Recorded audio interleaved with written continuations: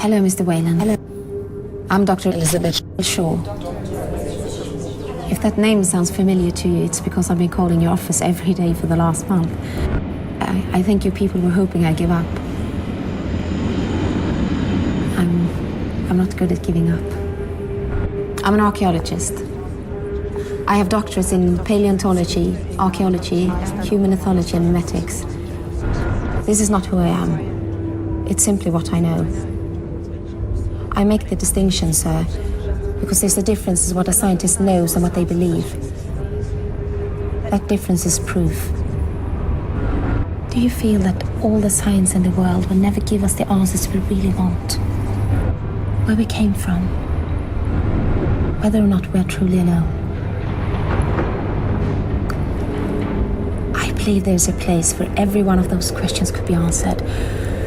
I believe I know where that place is. I need you to get me there. If you don't respond, sir, I completely understand, but I'll be sending this transmission again tomorrow. Thank you.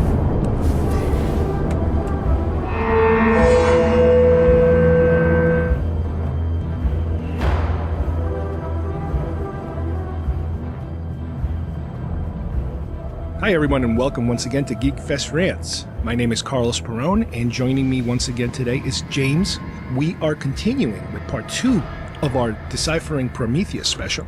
On this edition, we are going to delve a little deeper into the film Prometheus and examine some of its more controversial possible subplots and inspirations behind the actual plot of the movie. There's a lot of things here that are things that I hadn't noticed before that are now going to probably lead us into a possible third episode sometime in the future of examining Prometheus. So let's pick it up here where we left off last time, talking about the film.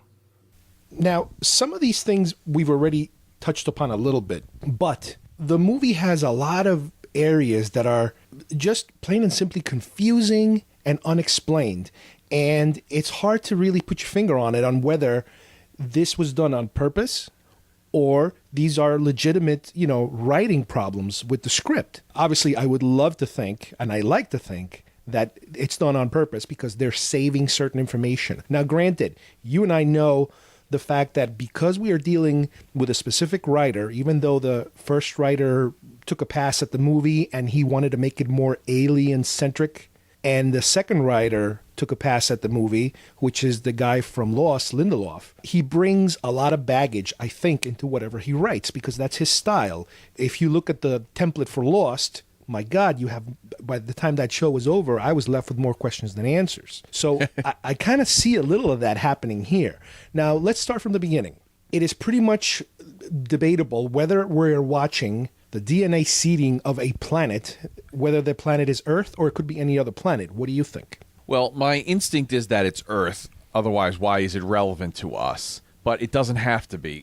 That's how I feel. It felt like it was Earth. So I believe that's what they're trying to show us, kind of, a beginning. This is the beginning of man. And so that's why I just kind of believe that was Earth. Right. I think I tend to agree with you, even though, there is no lower third, in the bottom that says, New Mexico, year 10,000 million BC or something. From the interviews I've heard, they do talk about that the prologue of the film is basically the seeding of the universe in terms of creating life in dead planets, including Earth. And it would kind of make sense. Why would you show a different planet if the point is to let us know that this planet was created in that manner, as far as, the evolutionary ladder of life coming, from the sea type of thing? It kind of makes sense to be that, to do that without giving it to you, without spoon feeding it to you. Yeah, you want to assume that your audience is slightly sophisticated. It's not a Michael Bay movie. It's, it's Prometheus. Right. You expect a little more, so they expect a little more of you as well. Now, the other thing about the opening that is a little somewhat up for debate, I guess, is the intent of that character. You mentioned earlier, I remember, that it seemed like he might be a reluctant participant in this thing, or he is there to do a job that he knows he has to do. part of the answer might be in what appears to be a deleted scene in the beginning, or maybe just a plain old simple reshoot that they did, where he's not the only one there. We've seen pictures of other characters involved in that opening scene, and I've seen in the Art of Prometheus book storyboards of other engineer type characters kind of participating in that seating sequence. Yeah, knowing now, seeing the extra scene, it feels that this is a ceremonial thing of some nature. It doesn't look like there's any weaponry. It doesn't look like there's any force.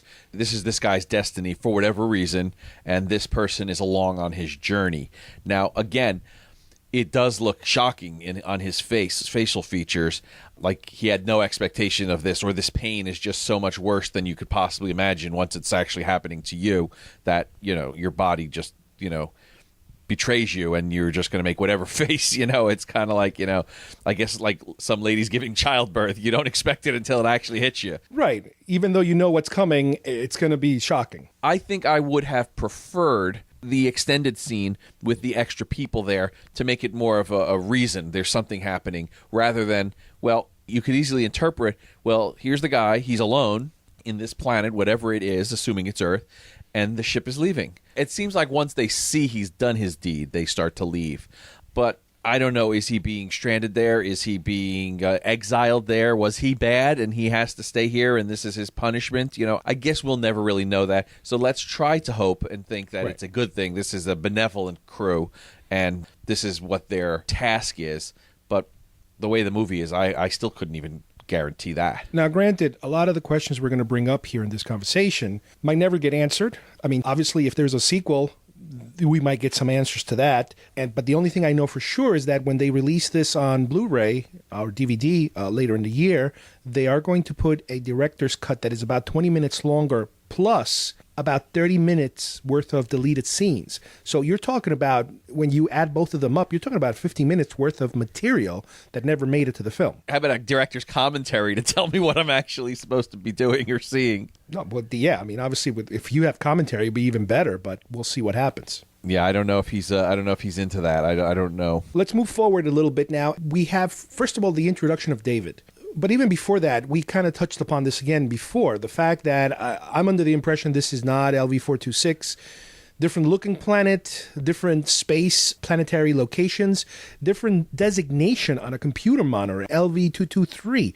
So unless somebody wants to, at the last minute, say, oh yeah, the company changed the name of the planet and the atmosphere changed, there was some kind of major ecological change in the weather, this planet is not LV-426. I actually don't want them now to show up and say, this is actually what it is. Because they've led me down this path. I had originally thought for sure we were going to see this ship end up on LV-426, but clearly it's not. Now I don't want it to be, because now it would be a cheat if they came back and said, oh yeah, see, you were right, we were tricking you. And I would be very disappointed, I think, if that were the case. Not only that, but not only individual theories from viewers who've seen the film. I've already read enough Ridley Scott quotes telling us that he does not want to link the two films one behind the other in terms of a continuity thing that goes from one scene to the next scene. He was telling us pretty much on some of these interviews that this is what happened with one ship and this is what happened with another ship. He's telling us these are two different things happening in two different places that are somewhat connected, but not directly connected. So that you can put to bed. There is no issue here in terms of location. Now, the next point is David I wanted to make. David is a character that comes with baggage, because we've already seen we've seen more than two, but really two major android characters on previous Aliens films. You had your Bishop type of character, a kind of a creepy nice guy, and your Ash type of character, the creepy bad guy android. Here we are from the beginning wondering, what are we dealing with? Is this guy a good guy? Is this guy a bad guy? Which way is he going to go? It's almost too bad we know about Ash and Bishop, because I think it takes away from us watching this character develop and making our own interpretation. We've got that feeling in the back of our head that, yes, something's going on. Something's going to happen here. Like you said, he's either going to be a hero or he's going to be a villain. And I'd rather have tried to watch it unencumbered with that. Okay, what is David? Let's just analyze what is David. Well, he's obviously a predecessor to Ash and Bishop, so what they do really doesn't matter, other than him saying, "Yeah, remember what you saw then? Here's where it starts." That's the only thing I guess we could interpret. But I almost now want to see David like this is an earlier generation, even though Bishop and Ash are, to some extent 100 years later. David, it's his own creation, but he's called David 8. So clearly there's been other experiments of David, this type of entity. Right. Now, I think in a way, Ridley Scott tries to kind of have it both ways. In other words, for part of the movie, we kind of see David as kind of in neutral in the middle, and then he seems to be somewhat of a pretty nasty bad guy, and then he kind of comes around at the end to become sort of a good guy again. So I'm still confused as to what his intent is. And from the beginning, we start to see some behavior that doesn't seem to jive too much with somebody or something that is supposed to be devoid of emotions. We talked about it earlier, the fact that he's watching these films, specifically one. Let me interrupt there because that's something, that film, I know that film very well. I know Lawrence of Arabia very well, and I know the character, the Lawrence character. Yes. And he was basically an outsider who became a god. And he did become a god to some of the people, but he became a god in his own mind as well. As I've said, he started believing his own press, Lawrence. And David starts, he's adapting, he's part of the ship, he does his thing, but he continues to watch this. And I think what we eventually see is him believing he is his own god. He can do it. He can be better than them. And I think he performs the same metamorphosis that Lawrence does from a lowly, middle officer to a hero to millions, or well, I wouldn't say millions. There weren't that many Arabs at the time, but maybe it was millions, Right, but the fact that not only does he seem to admire this character, this historical character or theatrical character, the fact that he starts to change the color of his hair on purpose, he's coloring it to look like him, is odd. It's like, is this normal for a robot to do that? Who knows? We're not sure. Well, I think also, while we're trying to answer those questions, I think, simply put, Ridley Scott is a fan of Lawrence of Arabia, and he is trying to, pay homage to one of his favorites. That's probable. That's possible too. The other thing is that not only is he monitoring these, he's watching these films, but he's, obviously he's learning, he's studying, he's learning languages as, he's passing the time, obviously, as the trip commences or while they're in the trip. But he's also studying people's dreams, specifically Dr. Shaw, the lead character. And specific dreams. He's kind of peeking into her religious beliefs and her connection to her father and whether she's a believer or not a believer and how it all started, kind of, which is an unusual thing for, in my opinion, for this robot to be studying, which I don't know. I mean, is that normal? Is he doing the same thing for all the passengers of the trip?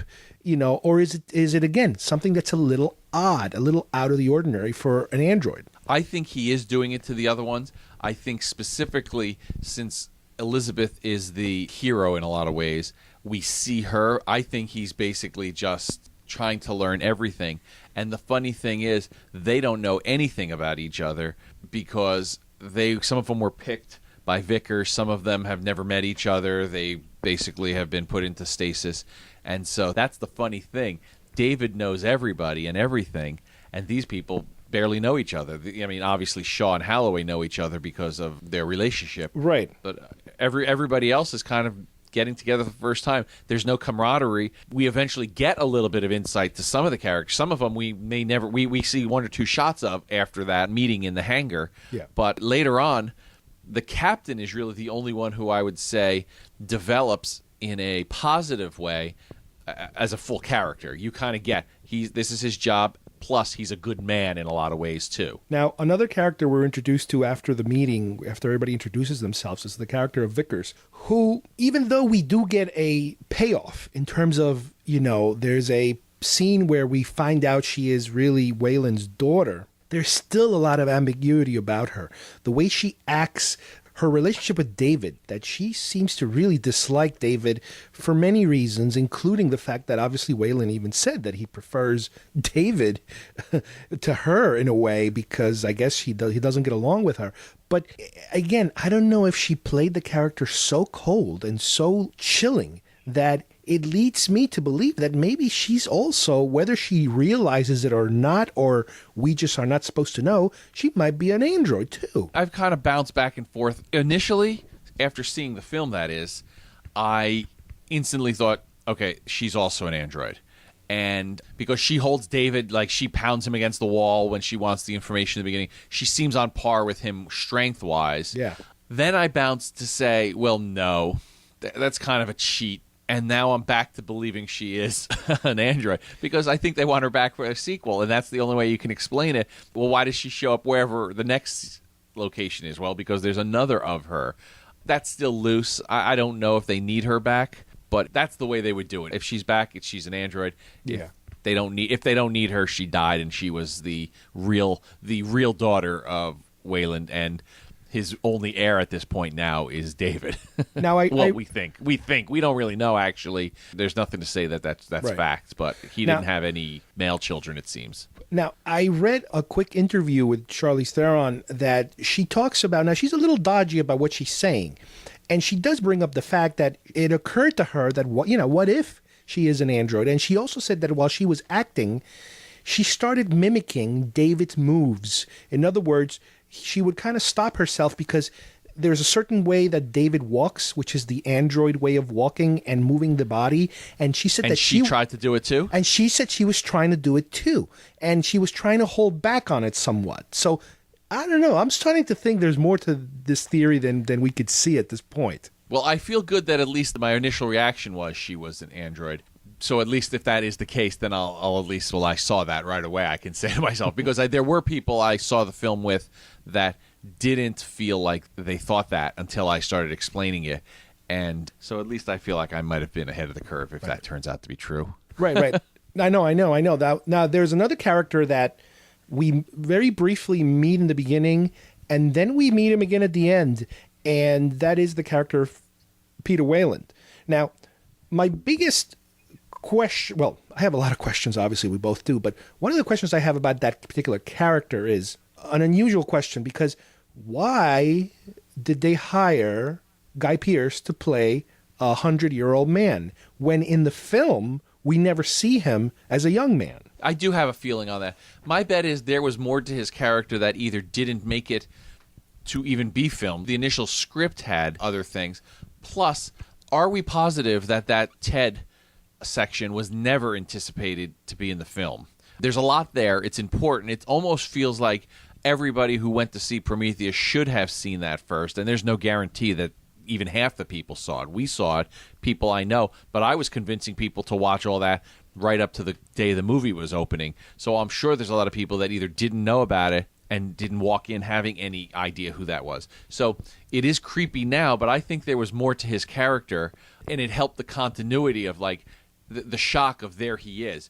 We didn't see that. You only see the hologram at that point of him saying, and he was a middle. How old was he in the hologram? Do we recall? I think he was only like maybe 1 or 2 years before they played it. So he was already close to 100. He was like in his late 90s probably. Yeah, so my interpretation would have been that was a bigger part on paper, and they got a guy who could pull that off, the gravitas of his performance, and then either they didn't shoot it, or when they started cutting it together, it didn't quite fit, and there may be more to his character in other films or somewhere down the line. Yeah, if that's the real intent, then it would make sense that they did cut out scenes where we actually do see him, whether it's video footage or another TED type of conference or something, in his without makeup on. Obviously, that would make sense. But if it's not, then it's like something we can't even imagine right now. The possibility that sequels might take place before or after this movie, that's a possibility too. But it just, if there is no reason whatsoever, then it's just odd. It's just a bizarre, odd thing to do. Why not hire an old actor, even an established actor, who you can make him look just a tiny bit older, not 50 years older? Because Guy Pearce is a guy who's probably in his 40s, I imagine. You take an actor, an older known actor who's maybe in his 70s or 80s, or you know what would have been. I'm sitting here thinking, and you're talking about older actors. Well, maybe somebody. I'm trying to a Sean Connery, somebody who we know is very distinguished in the minds of the public. Obviously, it doesn't have to be Sean Connery. Right, but it doesn't have to be Sean Connery, but somebody who's an actor who has acting chops, not a complete unknown, but somebody that you just add a little bit of makeup, and all of a sudden he looks that age. I even read something here, and here's something that would have made really the father-son dynamic fantastic. Why not hire Peter O'Toole to play Old Whalen? Because now then explains also why the robot thinks of his father and tries to emulate the character. That's a coincidence, but then we would have that even little bit of tongue-in-cheek that, he's trying to be like his father. Oh, yeah. Who isn't really. And you have Peter O'Toole. And he's a fantastic, still alive actor who can carry an old scene, Right. I mean, like I said, there's plenty of actors with a good pedigree of acting chops that would have made more sense to me. This, the makeup job is so heavy. I mean, it's a good makeup job, but it is a heavy makeup job, and it reminded me of the 2001 Old Man at the end. Me too, and it bugged me. It bugged me in 2001 when they tried to make Keir Dullea look old, and it bugs me a little bit now. Not to the point where I hate it or anything, or this is ridiculous. It makes me. It is a big budget movie, and it of all the fantastic makeup, that just seems a little weak when they did so much to make the engineers and the other characters look so great. No, I know. It's another one of these little things that it's like, I don't know. Maybe we'll find out in the future. Maybe when we see these deleted scenes or extended scenes, maybe it'll make some sense. The TED video, as a matter of fact, was shot by Ridley Scott's son, who's, I guess he's also a director. And I'm pretty sure I've heard, months ago when they premiered that video, that viral video, that video was not going to be in the film. It was shot exclusively for the viral promotion of the movie, not to be in it, which seemed a little odd to me at the time. I'm like, wow, they put a lot of money into this and they're not going to use it. So, okay, maybe that's the whole point. Maybe, like you said earlier, maybe they did intentionally want to have a viral campaign that involved an actor of, a very well-known young actor that they can age later for the film, because he doesn't have a lot of parts. I mean, he doesn't have a lot of lines. He's, he comes in the beginning and he comes out at the end. So maybe it was done on purpose. Who the hell knows? It does take you out of it briefly.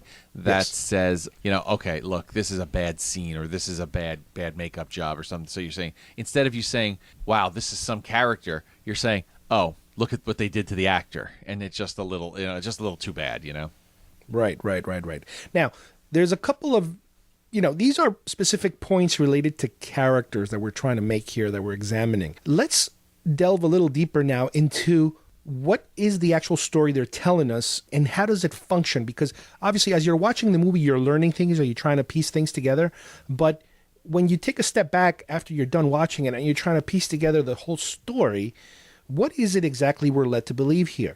Certain characters towards the end of the movie make certain realizations of, oh my God, this is a so-and-so, and we're here to do so-and-so. What exactly are we dealing with here? From the beginning, we are giving the prologue. Okay, fine. They're exploring the old Battlestar Galactica theory, which actually came from another actual, I guess, I don't know if it was a scientist or a writer, who had a theory about mankind, might have come from alien beings. They might have visited Earth a long time ago, and their influence might have, remained on some of the major ancient cultures of the world. Here we're led to believe that for some reason, not only have we been visited, but we've been left with some kind of a roadmap, if you will, for us to maybe come back to an area to meet these people.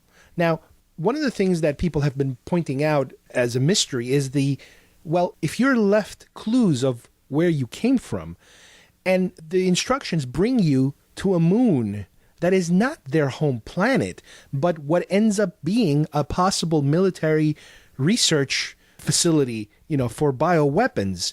How does that work? How does that jive with the theory of, here's a roadmap for you guys to come visit us? What do you think? I think that's still a little vague what's happening.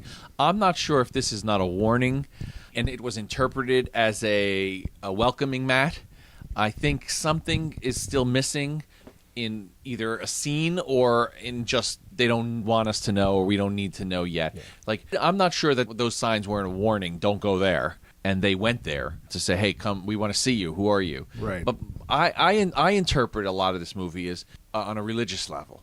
Ridley is not into religion. He's not fond of it. He believes that a lot of problems stem from religion, is from what I've read. I can't say for sure, but that's my interpretation of what I've read, his comments over the years. However, he doesn't go and put a thumb in your eye and say, see, religion is bad. It's all baloney. You believe this, and it's really these guys. The Shaw dreams, her insistence of having her cross back later in the movie, she's somebody who is either struggling with her faith because of the way she was brought up, and Ridley may have had that happen to him as well, and he decided he didn't need his religion, at this point in his life. She turns out to hold on to a little bit of it by wearing the cross. It's important to her, whether it's a connection to her father or a connection that, sometimes people still go to church because they're not sure. They were brought up a Catholic or they were brought up Jewish or something, and they go to church or temple because their parents asked them to do it, or they might just feel like, okay, at least I'll go at Christmas and Easter so I have a little connection to it, or for the kids' sake or something like that. I'm not sure where she is in her life, but there's either a struggle with her faith or just a little bit of like a thread for it there. And it turns out that is what saves her in a lot of way. That, okay, these people, there are creators. The scientist Shaw is willing to throw away the religious aspect of it and of life and say, these people, we're going to meet them or we're going to find out who we are, where we come from.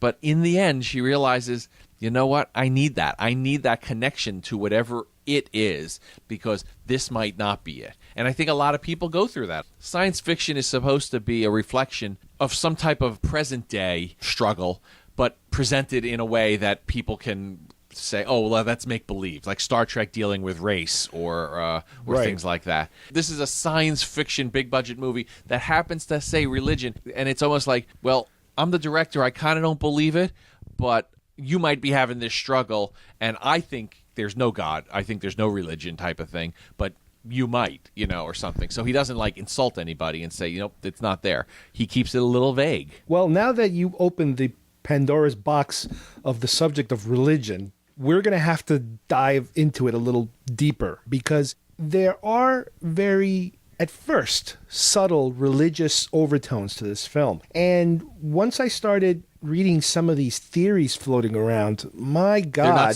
They're not so subtle anymore. My God, no pun intended.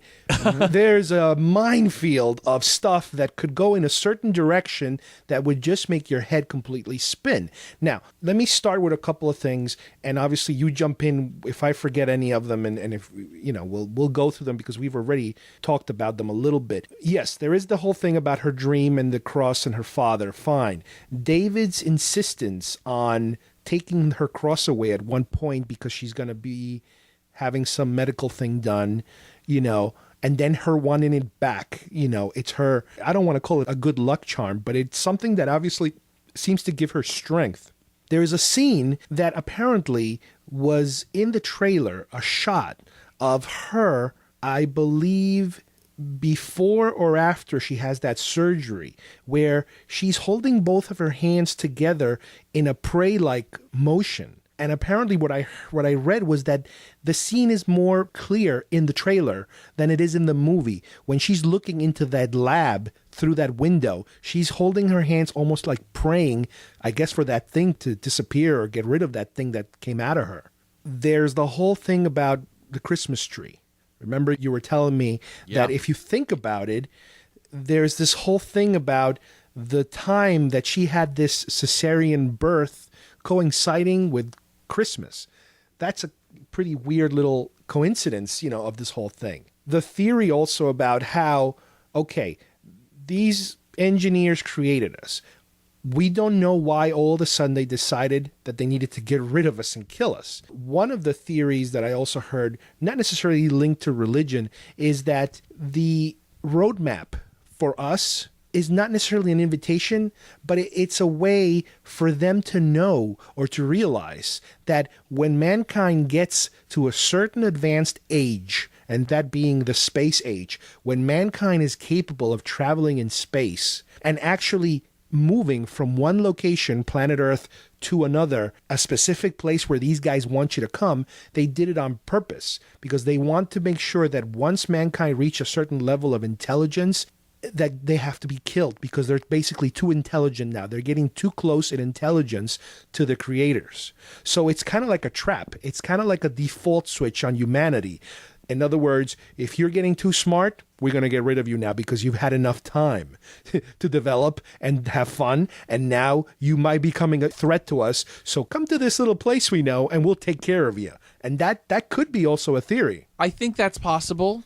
I know I've read a couple things. Ridley has made us some suggestions because he did have intention to deal with some religion subtly in it. He didn't want it to make it so obvious.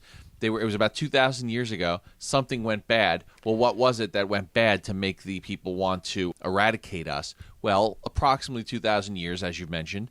Well, Christ was crucified.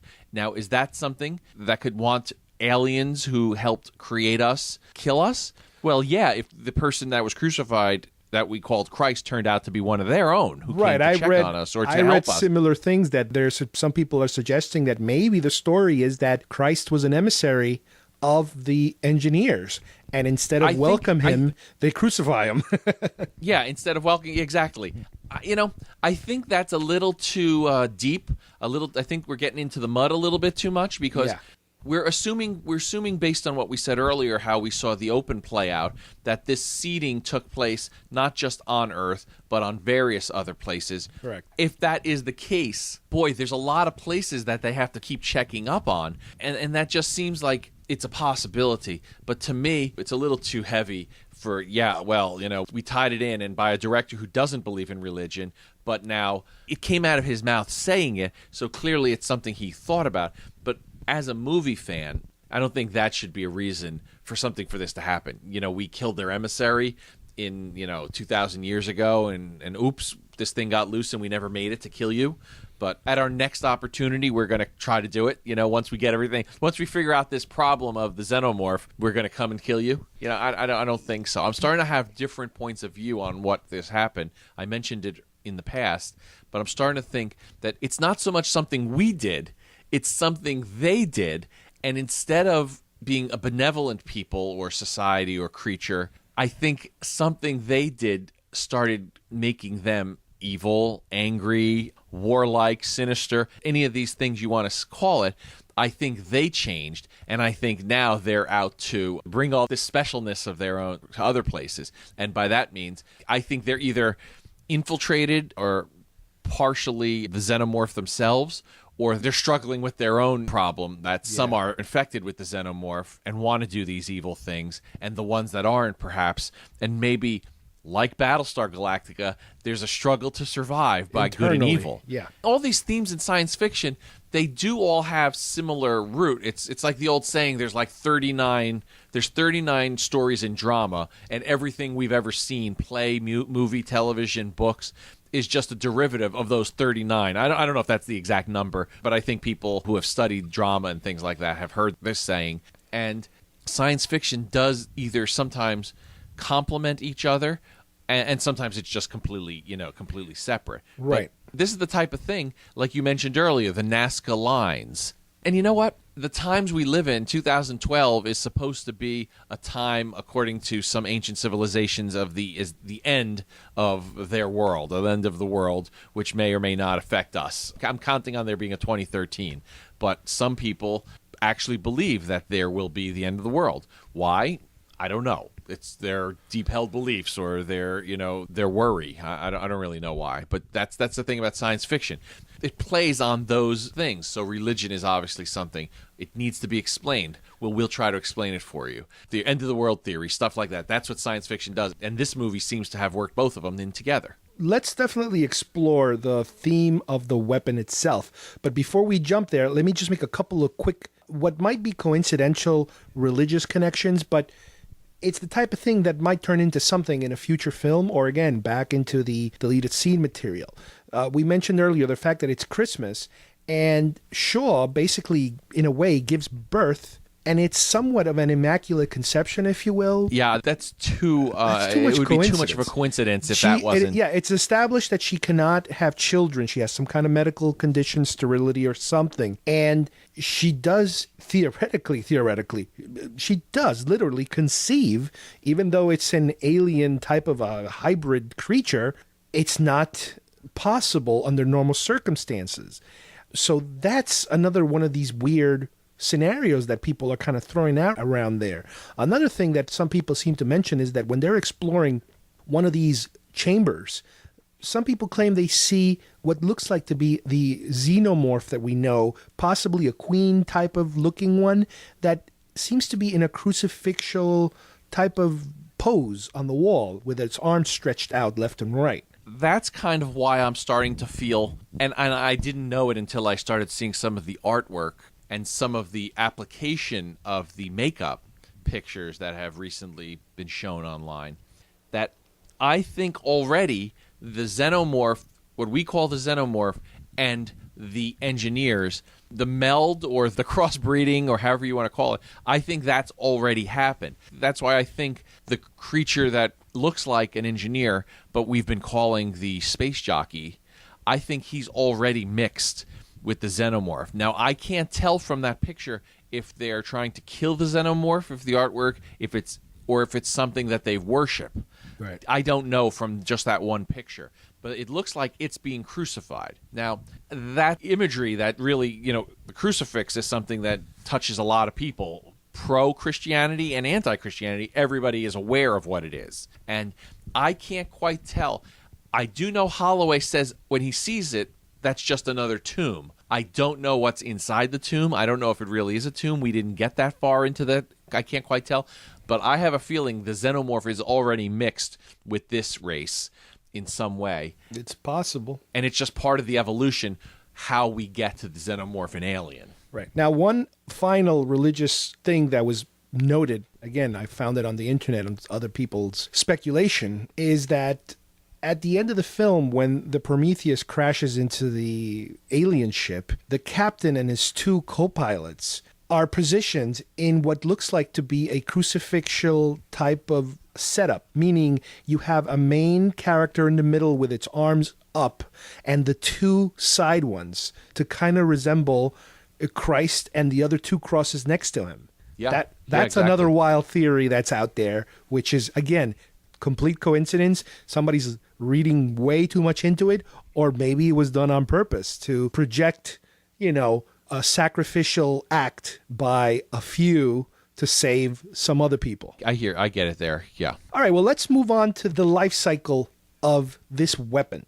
Now, we are led to believe that, and again, I mean, obviously anybody can change it, but it seems pretty straightforward from the interviews I've been reading with Ridley Scott, once again, that at least he's given us this much, that, yeah, we are dealing with some kind of alien race that has developed some kind of a weapon, and they're basically stockpiling these weapons, and something goes wrong, and the weapon is released, whether on purpose or accidentally, or something goes wrong, and it goes kind of haywire on them. Now, let's kind of figure out what this weapon is.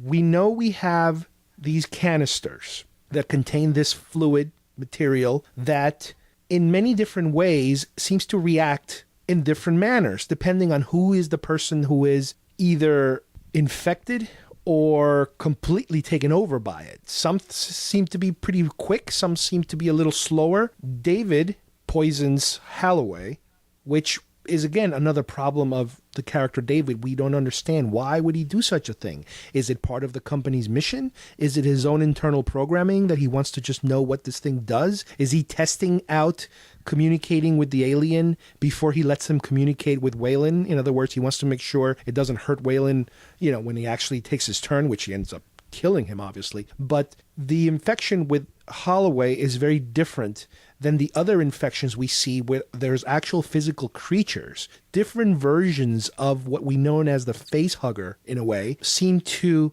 grab other people. With Holloway is an infection, internal infection, that slowly turns him into some bizarre-looking creature. With one of the crew members, it's that snake-looking thing that enters his mouth and seems to turn him. If I can, I don't think that creature, the snake creature, is what did it to him. I think that's just a worm or a derivative of a worm that was infected with the goo and it made it aggressive. I think this goo definitely has something to do with aggression of some type. That guy, Fifield, is basically covered in the stuff because he goes face down into it with a broken mask after the acid has eaten through it. He got a heavy dose of this stuff. That's why I think he becomes almost like a zombie. He's a total angry, a mindless zombie, just willing to kill whatever. He takes bullets, it doesn't stop him. I think Holloway still had a bit of his mind left, even up to the very end, because he was given just a drop, just enough to see what happens. And it did what it was supposed to do. It did start changing him. And eventually he would have probably become what Fifield became. Yeah. But because it was a smaller dose, he didn't lose his mind completely. He started to get aggressive. His body started changing, the heat maybe burning up from the inside because of what was going on inside. His organs changing or something like that. But do you think that Fifield was impregnated also like a facehugger does? No. I think the liquid creates a form of aggression. I think the liquid is either the xenomorph itself, the genetic beginnings of the xenomorph, whatever it is. Yeah. Look, we're used to a facehugger impregnating something, but what's the chicken and what's the egg? This goo is either essence of previous creatures, xenomorphs, whatever they were before what we call them, or it is a creation that will adapt a regular life form. I got an idea for you. Make it more aggressive or make it more unstable. I got a theory for you. What if the impregnation capabilities only came about as a result of Shaw's pregnancy? In other words, after Shaw's pregnancy and cesarean, the creature that comes out of her ends up face-hugging the engineer, thereby then giving him an alien embryo that comes out of his chest. That we haven't seen yet until that point in the film.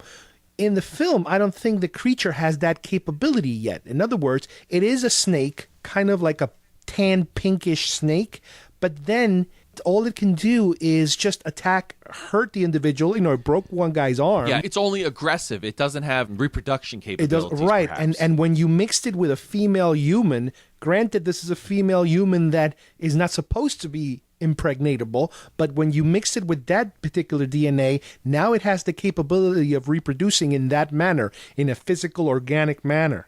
And how do worms reproduce anyway? I don't know. I'm being silly, but I'm saying that's why maybe the snake creature couldn't leave an egg or something like that, because that's not in its original nature.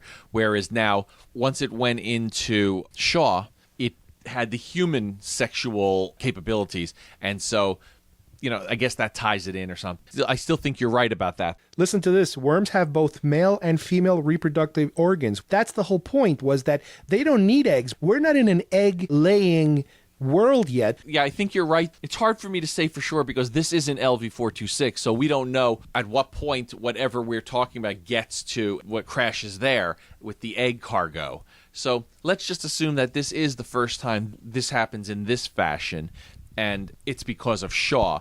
And now she is the mother of all aliens. You know what I'm saying? She becomes the creator in a lot of ways when she's actually out looking for the creator. She becomes the creator because it's that impregnation of her and the eventual cesarean birth that creates Facehugger 1.0. The xenomorph comes out of the aggressive space jockey, and then whatever happens to this xenomorph, maybe then the xenomorph creates the eggs, etc., etc., and then it just extrapolates as it continues. Let me read something to you, just to throw a monkey wrench in our theory. Despite having both sets of organs, worms do not need another worm to mate with. Worms join together with their heads facing opposite direction, and sperm is passed from one worm to the other and stored in sacs. A cocoon Hey, this is a family podcast. I know, but listen to this. A cocoon is then formed on each of the worm's clitellums.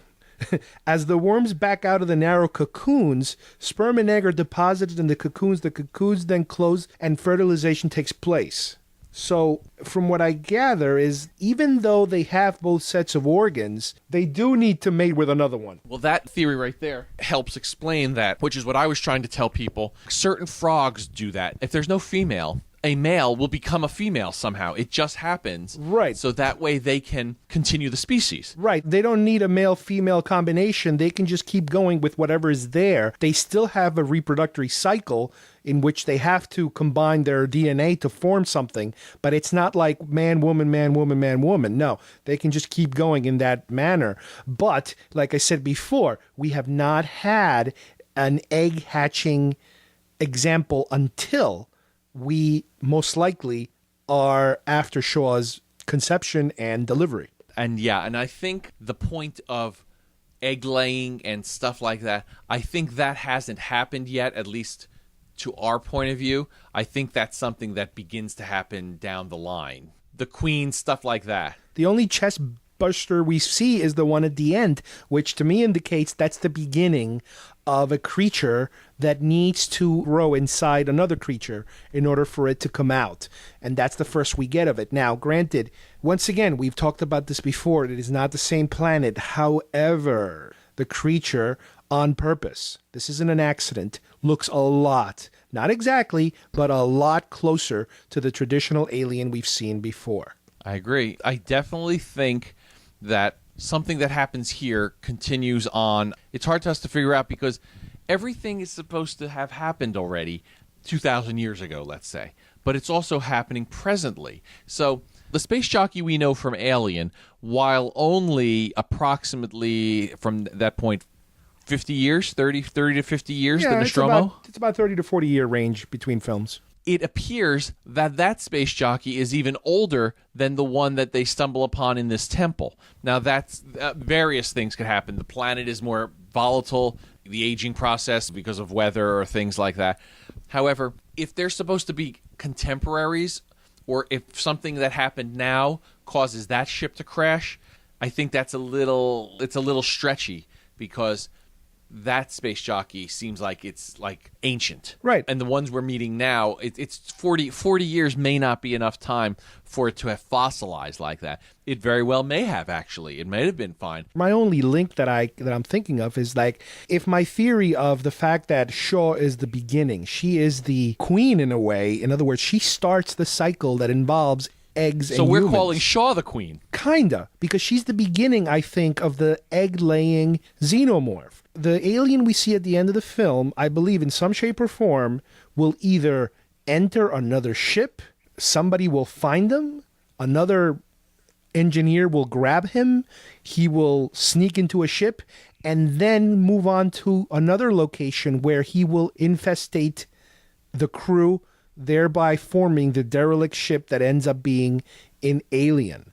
In other words, the xenomorph we see coming out of the engineer's chest is the first xenomorph that most likely might be a queen, therefore laying enough eggs to start to reproduce itself in some shape or form. And are we willing, in the confines of this podcast, to say, how does that ship get to LV-426? Well, we know already that this particular planet has more ships hidden somewhere. So like I said, he might sneak into another ship where somehow that ship moves on to a different planet. If we're LV-426 and now right now we're LV-223, they're kind of close, I would imagine.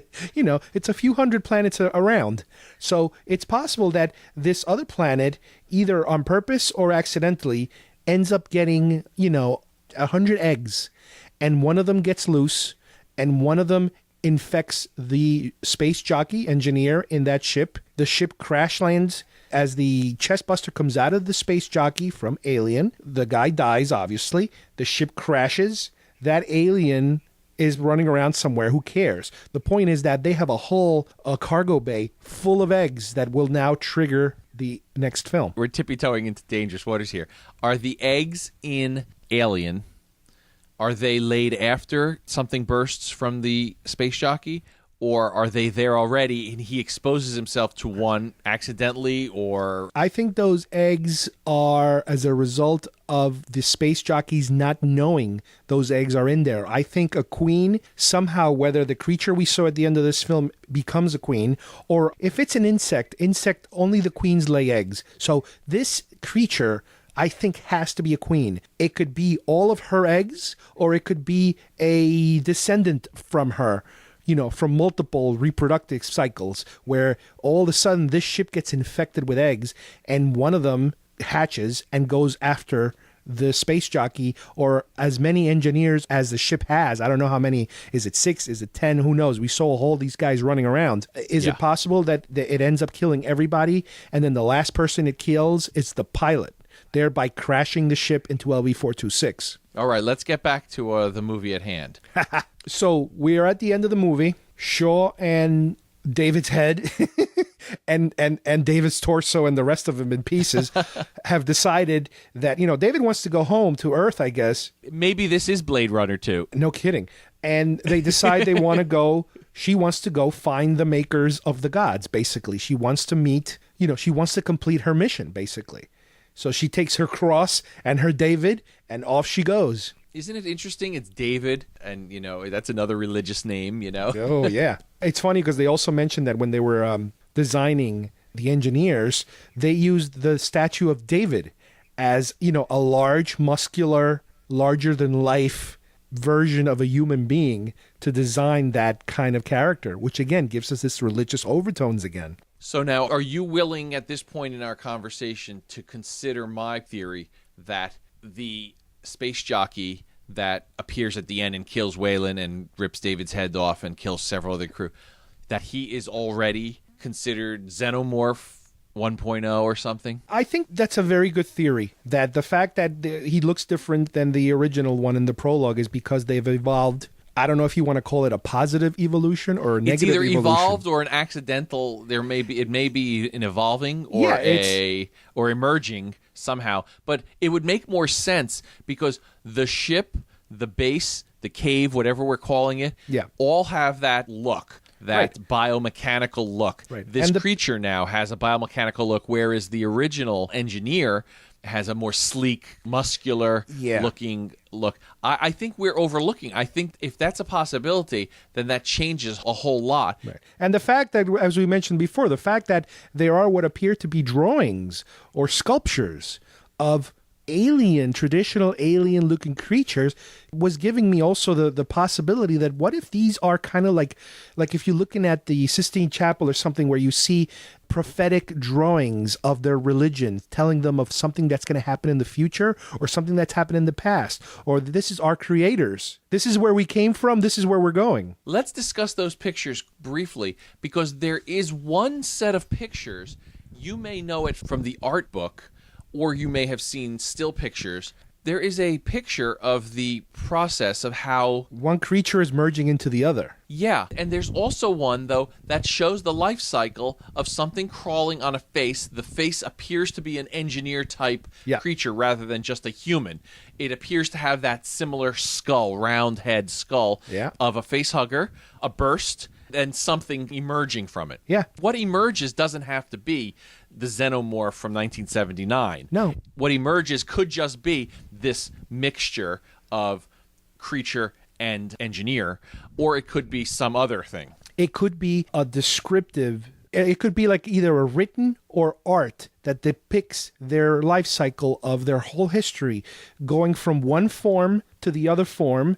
And now we know it kind of goes back to that form again. It's a cycle of evolution that goes from one way of being, a very human way, to a very demonic creature way, and moving in a cycle almost. It's possible that it could be something like that. I think a lot of our audience and I think a lot of the fans of Prometheus have seen these things either online afterwards, or they did catch it the first time very briefly. And I think by the time the DVD comes out, a lot more of this is going to be apparent because of the ability to stop and look at things a lot closer. But I think that's something that it's there for a reason. It might not jump out at you and do a dance and say, here I am, look at me. Yeah. But I think at this point, a Ridley Scott audience knows to look a little closer at things. Yeah. It didn't just show up on the screen by accident. When you combine somebody like Ridley Scott, who is a stickler for details and everything has a purpose. We know that everything he does has a purpose. There is no random shots of this or that. They're there for a reason. And you combine that with somebody like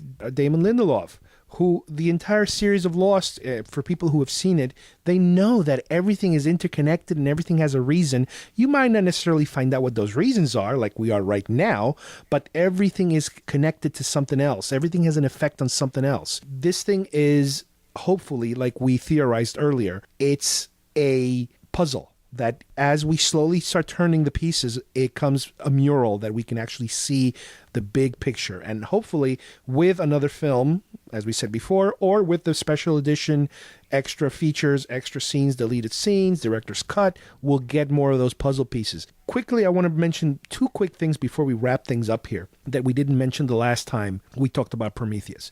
They released one more viral before the movie started and one more viral after the movie started. The first viral, or the second to last viral before the movie, is basically a computer monitor dual shot of Dr. Shaw sending a video message trying to get in touch with Weyland, trying to get him to fund this mission. And it's an interesting little device because you're seeing that as she's talking, the computer that's reading her is trying to evaluate whether she's telling the truth or not, and it's doing all these bizarre computer calculations on her face while she's talking. And one little tiny thing that maybe was thrown in there as an Easter egg for everybody is the fact that either the computer program or the company that runs this almost like truth-telling software on the video says Yutani on it. So it is that right? Is that a fact? I didn't see that. Yes. I noticed it very quickly, and it's in the bottom. But at some point, you do see something about Yutani Corporation or something like that. So you kind of start to see, okay, here's the connection to Weyland Yutani starting to form. That's fantastic. I had not seen that. The other thing we saw, which is the latest viral, which is kind of like a promotional thing, I think, for when the DVD comes out, which is 10/11/12 Weyland, which is October 11th, 2012, is a very short snippet. It's only about 30, 40 seconds long of what looks like to be Peter Weyland preparing for that speech at the TED conference. And it's basically a close-up of his face or his mouth or his hands, and he's mumbling certain quotes from a book that has something to do with, I am a god and, everybody will follow my words or something very prophetic and very religious overtones and very egomaniacal that he's saying as he's prepping for his big speech, which I guess it's supposed to give us a little more insight into how nutty this guy really is, how full of himself he is, that, ends up in the way that he ends up basically in this film. So again, these are two little quick things that we, keep in mind. And at this rate, because this movie, the way they're marketing, I wouldn't be surprised if we see a couple of more virals, heading towards the video release. Well, let me interrupt there and let me say this. Recently, it's been almost verified that in late August, the Avengers will be re-released in the theaters with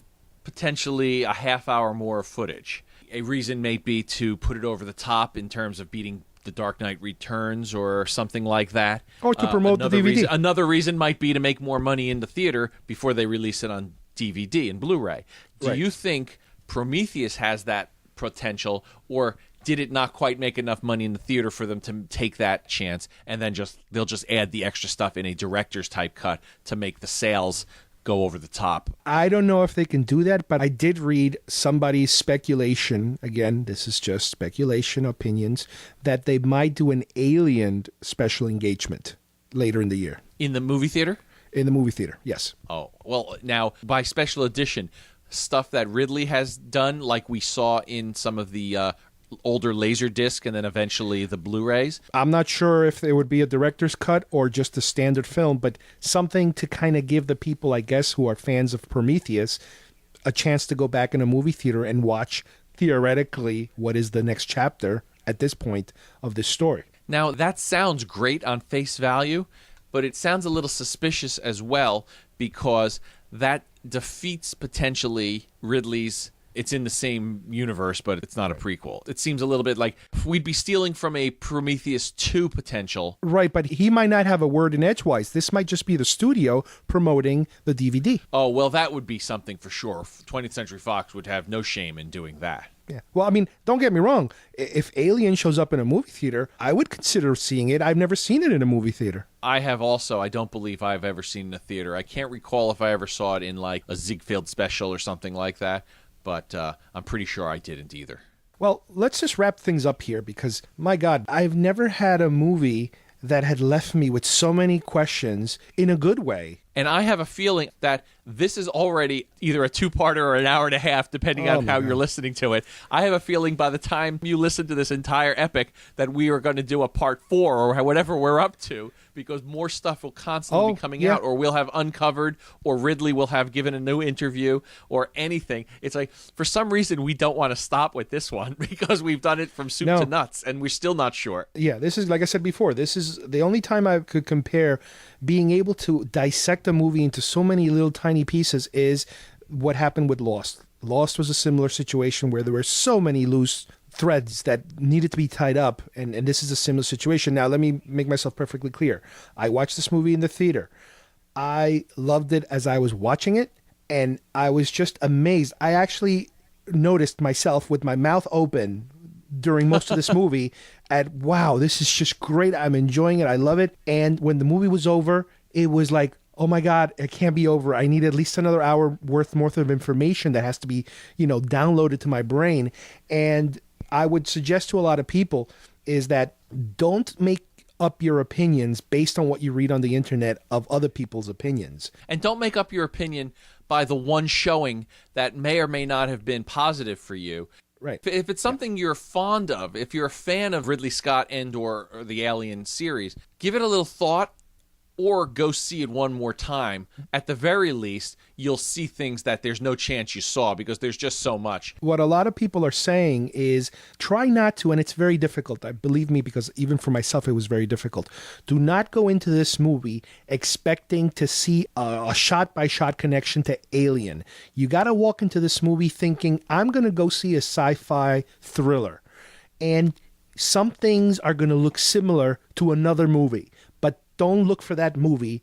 Just enjoy the story that's being told in front of you, because if you're looking for the connection to be super, super strong, it's going to distract you from all these other stories you're being told and all these religious connotations and things that are very important to the theme of this movie. So I would say, at the same time, if you really like this movie, you're going to do exactly that. You're going to go on the internet and dive in headfirst like we have and look for people's theories, anything that the producers of the film will tell us. And overall, like I said before, when it's all said and done, I still like the movie and I still want more.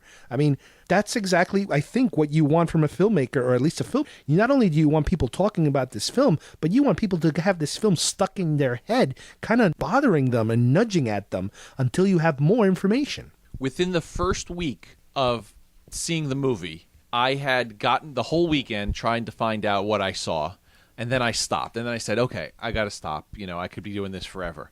I gave it a day. Within a day and a half, I was already lured back in, trying to find out more, typing in, looking for pictures, looking for something, following links, reading some of the comments that other people have made on various sites.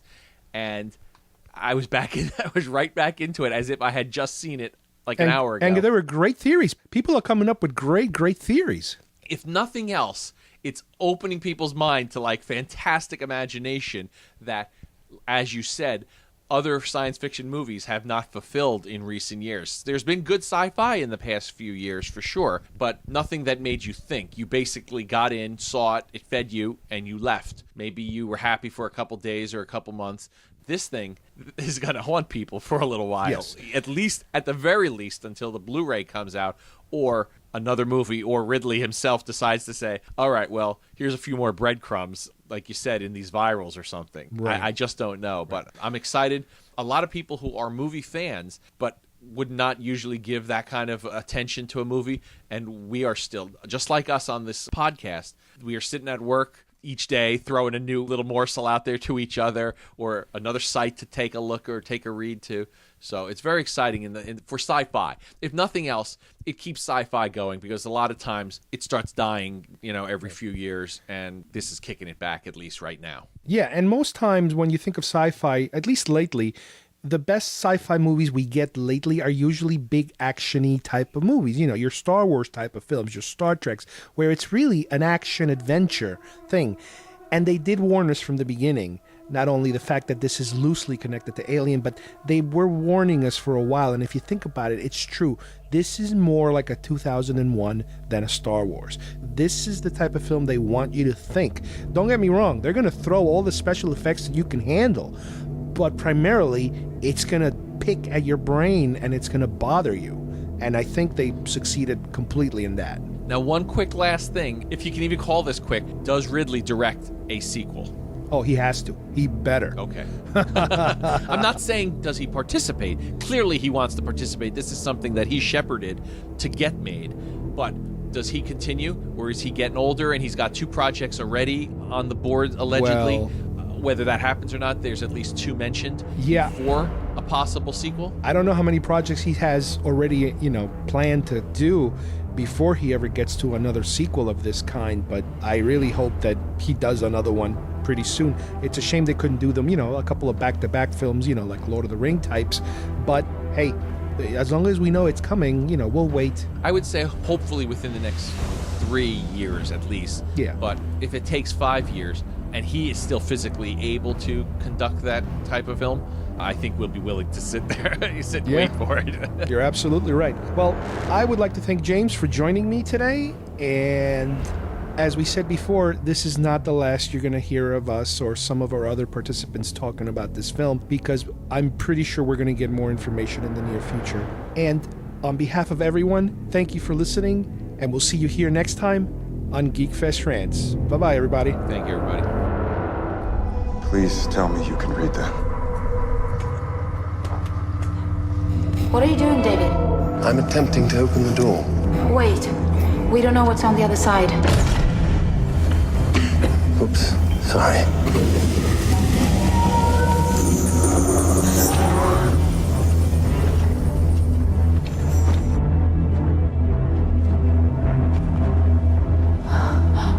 Remarkably human.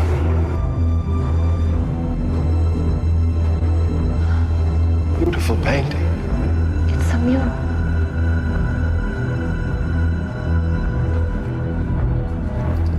Stop.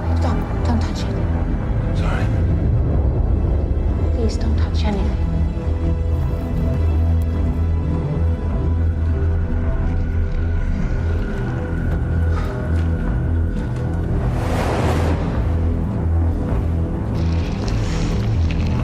Oh no. The murals are changing. I think we've affected the atmosphere in the room. Charlie! David! We must leave now! Stop.